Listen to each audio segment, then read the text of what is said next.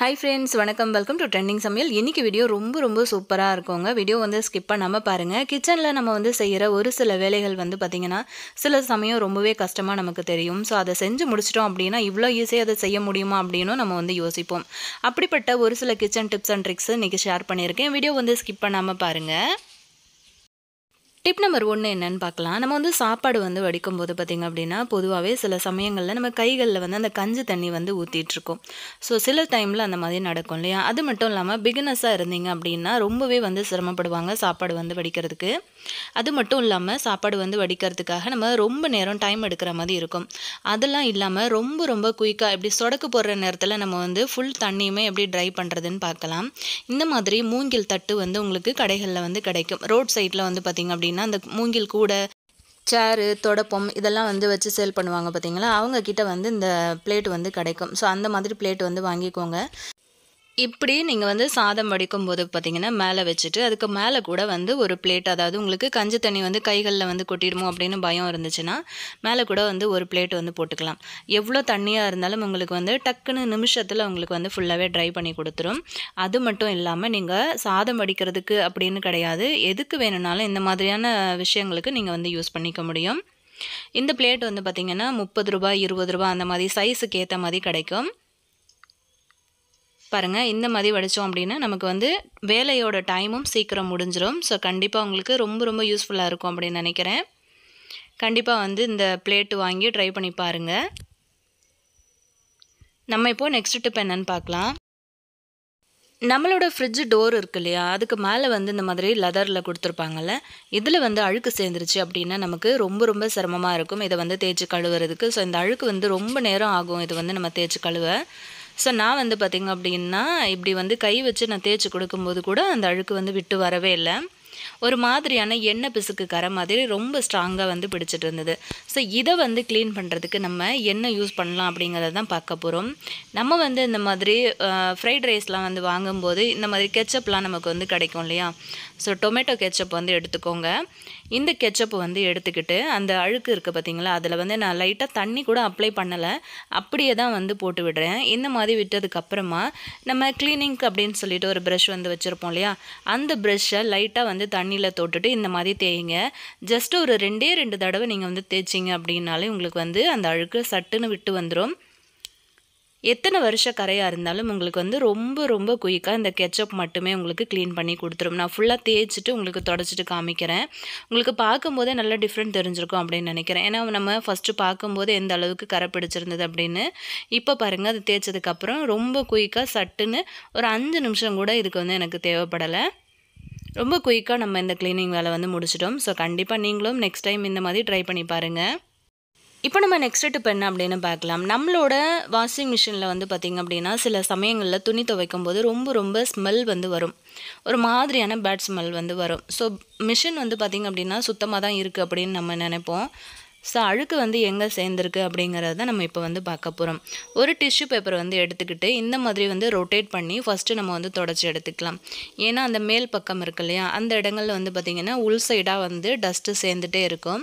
So அது வந்து எப்போவுமே க்ளீனாக இருக்கிற மாதிரி நம்ம வந்து பார்த்துக்கலாம். இந்த மாதிரி வந்து க்ளீனிங் வந்து நீங்கள் ஒரு மாதத்தில் 2 தடவை நீங்கள் செஞ்சீங்க அப்படின்னா போதும். ஸோ எப்போவுமே வந்து நீங்கள் க்ளீன் பண்ணும்போது இந்த விஷயத்தையும் மறக்காமல் சேர்த்து க்ளீன் பண்ணிவிடுங்க. இந்த மாதிரி அந்த சைடில் வந்து பார்த்திங்கன்னா இப்படி ஒரு ஃபில்டர் வந்து கொடுத்துருப்பாங்க. நம்ம துணிகளில் வந்து இருந்து வெளியே போகிற அந்த அழுக்கு இதெல்லாமே வந்து இந்த இடத்துல தான் உங்களுக்கு வந்து சேவ் ஆகும். ஸோ அதை வந்து ஓப்பன் பண்ணிவிட்டு நிறைய அழுக்கு வந்து சேர்ந்துருந்துச்சு அப்படின்னா அதை ஃபுல்லாகவே வந்து க்ளீன் பண்ணி எடுத்துருங்க. நிறைய நூல், முடி அந்த மாதிரியெல்லாம் உள்ளுக்குள்ளே போயிட்டு வந்து சிக்கிட்டுருக்கும். ஸோ அந்த மாதிரி எடுத்ததுக்கு அப்புறமா அதுக்கு பின்பக்கம் இருக்கிற சைடில் வந்து பார்த்திங்க அப்படின்னா ஃபுல் அழுக்குமே வந்து உங்களுக்கு இந்த இடத்துல தான் தேங்கிட்டுருக்கும்.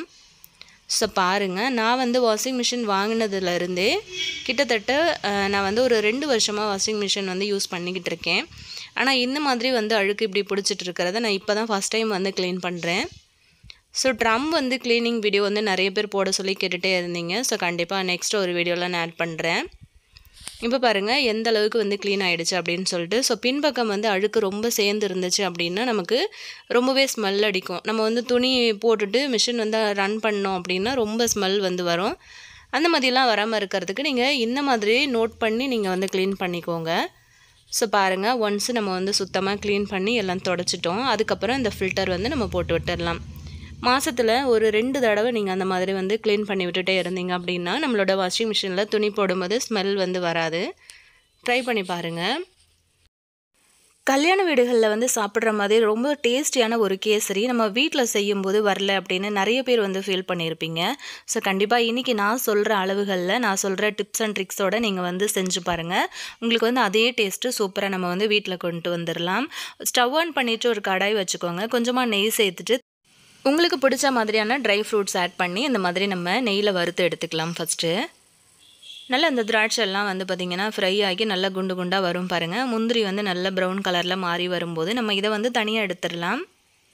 இப்போ நான் வந்து எடுத்துருக்கிற அளவுகள் வந்து பார்த்திங்க அப்படின்னா 1 கப் அளவுக்கு தான் நான் வந்து ரவை எடுத்திருக்கேன்.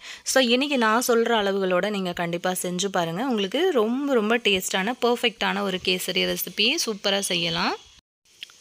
இப்போ இந்த நெய் இருக்கு இல்லையா, கொஞ்சம் நெய் நம்ம வந்து கடாயில் இருக்குல்ல, அது கூட வந்து ஒரு 2 ஸ்பூன் அளவுக்கு நம்ம வந்து கோல்டு வின்னர் ஆயில் வந்து சேர்த்துக்கோங்க.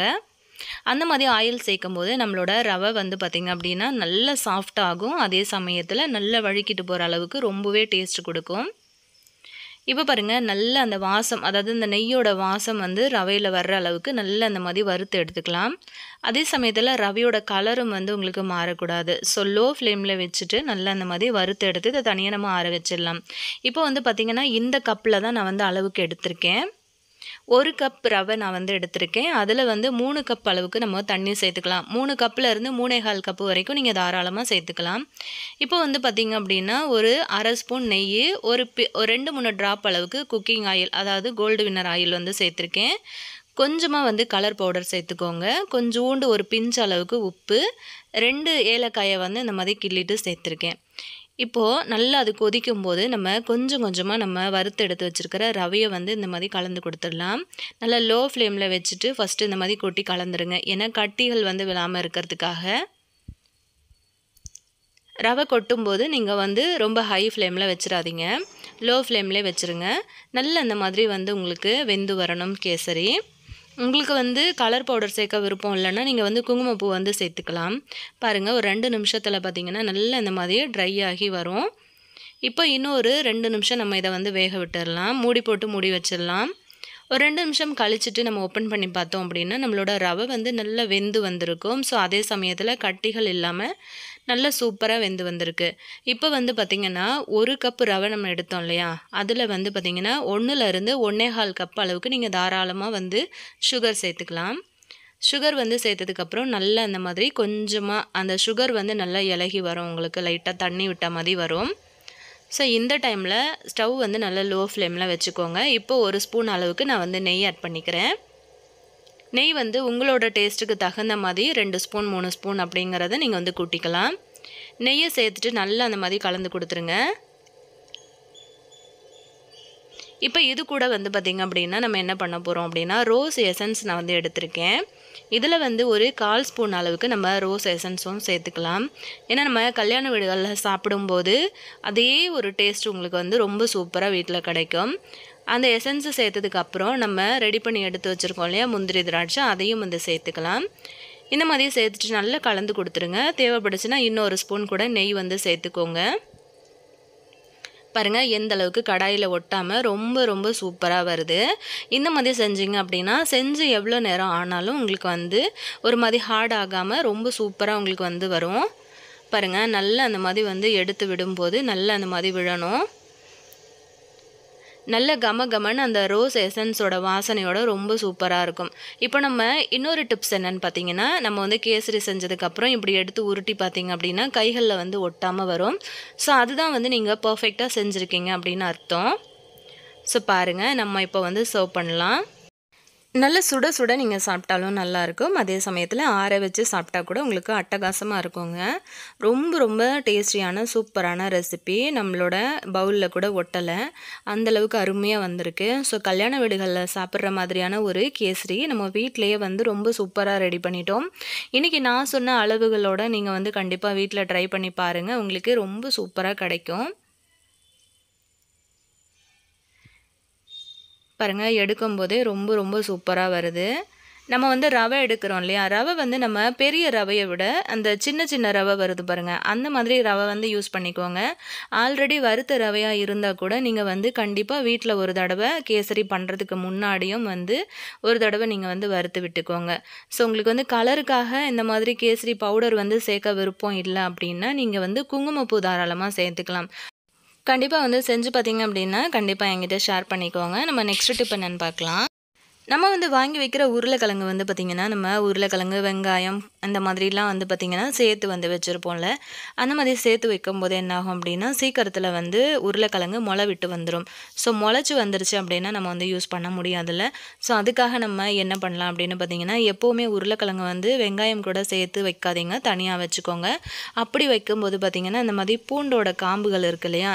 இந்த மாதிரி காம்புகள் வந்து சேர்த்துக்கோங்க. அப்படி இல்லைன்னா ஒரு 4, 5 பல் பூண்டை கூட நீங்கள் வந்து மேலே சேர்த்து விடலாம். இப்படி வந்து வச்சிங்க அப்படின்னா உங்களுக்கு வந்து உருளைக்கிழங்கு சீக்கிரம் முளைச்சு வரவே வராது. ரொம்ப நாளுக்கு வந்து நல்லாயிருக்கும். இன்றைக்கி வீடியோ பிடிச்சிருந்ததுன்னா உங்கள் ஃப்ரெண்ட்ஸ் அண்ட் ஃபேமிலி மெம்பர்ஸோடையும் ஷேர் பண்ணிக்கோடுங்க. நெக்ஸ்ட்டு ஒரு நல்ல பதிவில் நான் உங்களை மீட் பண்ணுறேன் ஃப்ரெண்ட்ஸ். தேங்க்யூ.